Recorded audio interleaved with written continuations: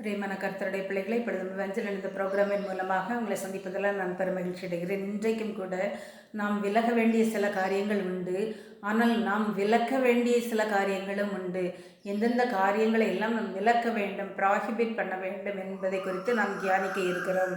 நசரேயை விரோதம் செய்கிறவன் மதுபானத்தை விலக்க கடவன் என்று எண்ணாகமம் 6:3 கூறப்பட்டுள்ளது. எனவே மதுபானத்தை முதலாவது நாம் விலக்க வேண்டும்.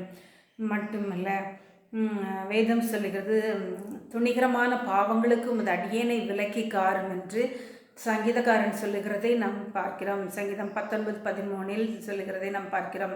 துணிகரமான பாவங்களுக்கு நாம் விலக்கி காக்கப்பட வேண்டும்.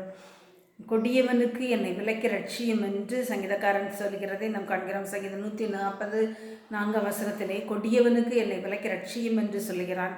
மட்டுமல்ல, உன் காலை தீமைக்கு விலக்குவாயாக என்று நீதிமொழிகள் 4:27 கூறப்பட்டுள்ளது. உன் காலை, நம்முடைய காலை தீமையான காரியங்களுக்கு விலக்கி நடக்க வேண்டும் என்று வேதம் கூறுகிறது. மட்டுமல்ல, ஆண்டவர் என்ன செய்கிறாராம்? தேவனுக்கு பயந்தவர்களையும் அவரை நம்புகிறவர்களையும் நாவுகளின் சண்டைகளுக்கு விலக்கி காக்கிறார் என்று சங்கீதம் 31:20 கூறப்பட்டுள்ளது. எனவே இந்த விலக்கி காக்க வேண்டிய சில இந்த காரியங்களை நாம் விலக்கி காத்து நடப்போமா? நாம் ஜெபிப்போமா?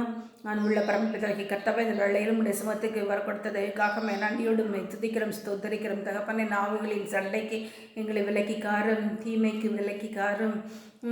அப்பா, இன்னும் என்னென்ன காரியங்களிலெல்லாம் நாங்கள் விலக்கி காக்கப்பட வேண்டும் என்று நீர் விரும்புகிறீரோ அந்த காரியங்களுக்கு விலக்கி காத்து நடக்க எங்களுக்கு உதவி செய்திடும். துணிகரமான பாவங்களுக்கு விலக்கி காத்து ரட்சிக்க வேண்டும் என்று சொல்லி ஜெபிக்கிறோம் ஐயா. மதுபான பழக்கத்தை எங்களை விட்டு அகற்றும், உண்மையை உறுதியாய் பிடித்துக்கொள்ள எங்களுக்கு உதவி செய்திடும். இயேசுவின் நாமத்தில் ஜெபிக்கிறேன் நல்ல பிதாவே, ஆமென்.